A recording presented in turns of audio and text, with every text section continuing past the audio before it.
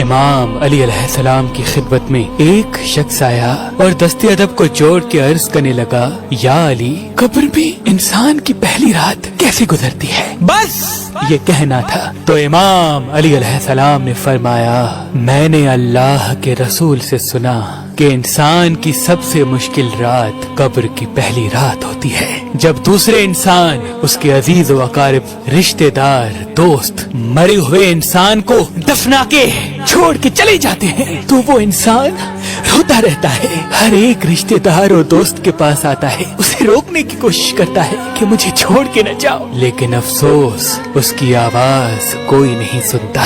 کبھی وہ ساتھ والی قبر میں دیکھتا ہے تو کسی لاش کا پیٹ پھٹا ہوتا ہے، تو کبھی کسی قبر کی طرف دیکھتا ہے تو کسی کی لاش پہ کیڑے لپٹے ہوتے ہیں، تو کسی قبر پہ اللہ کا عذاب ہوتا ہے، وہ زاروں قطار رونے لگتا ہے، اپنے آپ کو تنہا محسوس کرتا ہے۔ اللہ گواہ ہے، انسان زندگی میں اپنے آپ کو اتنا اکیلا کبھی محسوس نہیں کرتا جتنا وہ قبر کی پہلی رات اپنے آپ کو کرتا ہے۔ اس وقت اس کو ایسا لگتا ہے جیسے سورج ابھی ابھی ڈوبا ہے، اس کو اپنی قبر میں ہر طرف سرخ رنگ دکھائی دیتا ہے، اتنی دیر میں وہ دیکھے کہ اس کے دائیں طرف سے دھواں اٹھتا ہے اور دو فرشتے اپنے بالوں سے قبر کی مٹی اکھاڑ کے اس کے پاس آ پہنچتے ہیں، اور پھر پوچھا جاتا ہے، تمہارا رب کون ہے؟ تمہارا رسول و امام کون ہے؟ تم کس دین پہ زندگی بسر کرتے رہے؟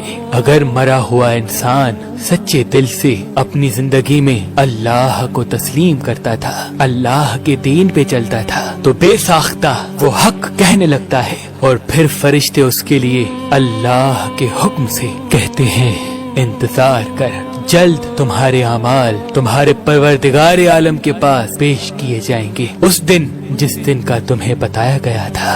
لیکن اگر اس انسان کے اعمال بد ہوتے ہیں اور وہ اللہ اس کے دین پہ ایمان نہیں رکھتا تو اس وقت وہ گھبرانے لگتا ہے، اور فرشتے غضبناک ہو کے کہتے ہیں کہ افسوس ہے، تمہاری زندگی میں تمہیں بار بار بتایا گیا تھا کہ جس طرح سے تم سے پہلے انسان مر چکے ہیں تم پہ بھی یہ وقت آئے گا، لیکن افسوس تم نے ان باتوں کو مذاق سمجھا، اور یہ کہا جاتا ہے کہ تمہارے اعمال جلد تمہارے پروردگار عالم کی دربار میں پیش کیے جائیں گے۔ اس وقت اللہ انسان کے اعمال کو زبان بخشتا ہے، اور جو انسان کے اعمال ہوتے ہیں اس کو صورت بخشتا ہے۔ اگر انسان کے اعمال نیک ہوتے ہیں تو وہ نیک اعمال ایک خوبصورت شکل میں انسان کی رہنمائی کرتے ہیں، اگر انسان کے اعمال بد ہوتے ہیں تو ایک بدصورت شکل میں اسی انسان پہ لعنت بھیجتے ہیں۔ ابھی وہ فرشتے جاتے ہی ہیں تو دروازہ تبیر کھلتا ہے، تو وہ کہنے لگا، یا علی، دروازہ تبیر کیا ہے؟ امام علی علیہ السلام نے فرمایا، دروازہ تبیر عالم ملکوت اور عالم برزخ کے بیچ میں ہے، جیسے ہی دروازہ تبیر کھلتا ہے تو اس سے عذاب کے فرشتے آتے ہیں، مرے ہوئے انسان کے پیروں کی طرف، ہاتھوں کی طرف، آنکھوں کی طرف، جسم کی طرف۔ اگر انسان کے اعمال نیک ہوتے ہیں تو وہ نیک اعمال بولتے ہیں کہ اے فرشتوں، اس قدموں کو نہ چھونا، کیونکہ یہی قدم ہوتے تھے جو اللہ کے لیے چلتے تھے، اللہ کی مخلوق کی بھلائی کرنے کے لیے چلتے تھے، نماز کے لیے جاتے تھے، حج کے لیے جاتے تھے۔ فرشتے جب ہاتھوں کی طرف بڑھتے ہیں تو اعمال بولتے ہیں، اے فرشتوں، ہاتھوں کی طرف نہ بڑھنا، یہی ہاتھ ہوتے تھے جس سے وہ اللہ کی مخلوق کی مدد کرتا تھا، اللہ کے لیے زکوٰۃ اور صدقات دیا کرتا تھا۔ جب آنکھوں کی طرف بڑھتے ہیں تو اعمال کہتے ہیں، انہی آنکھوں سے اس نے اللہ کے قرآن کو دیکھا، اللہ کے نام کو دیکھا، اور اسی زبان سے اس نے اللہ کا ذکر کیا، اور اسی جسم کو وہ ہمیشہ گناہوں سے روکتا رہا۔ اے فرشتوں، تم اس پہ عذاب ڈالو گے؟ تو وہ فرشتے آسمان کی طرف دیکھتے ہیں اور کہتے ہیں، اے اللہ، کیا حکم ہے اس کے لیے؟ تو آواز غیب آتی ہے کہ فرشتوں، اس کی قبر کو جنت کا ایک باغ بنا دو، تب تک جب تک یہ ہماری خدمت میں روز محشر پیش نہ ہو۔ اور اگر اس انسان کے اعمال بد ہوتے ہیں تو جیسے ہی فرشتے اس کے قدموں کے قریب آتے ہیں، اس کے بد اعمال کہتے ہیں، یہی وہ قدم تھے جس سے وہ گناہوں کے لیے جاتا تھا،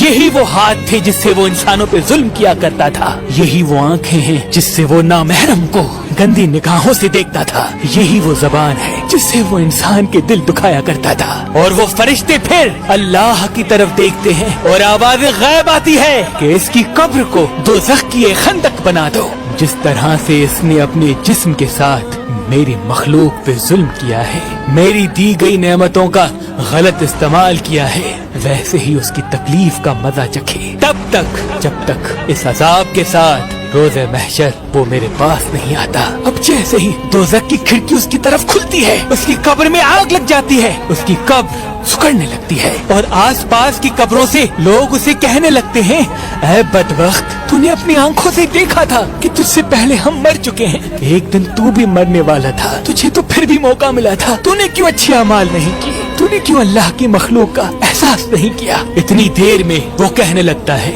कि मुझे फिर से मौका दिया जाए ताकि मैं अल्लाह की इबादत कर सकूं। तो उसे आलम अरवाह का वो वक्त दिखाया जाता है जब वो पैदाइश से पहले आलम अरवाह में रहा करता था। उसने जो जो जमीन पे अपने लिए मांगा था वो सारे इनामात उसे दिए गए।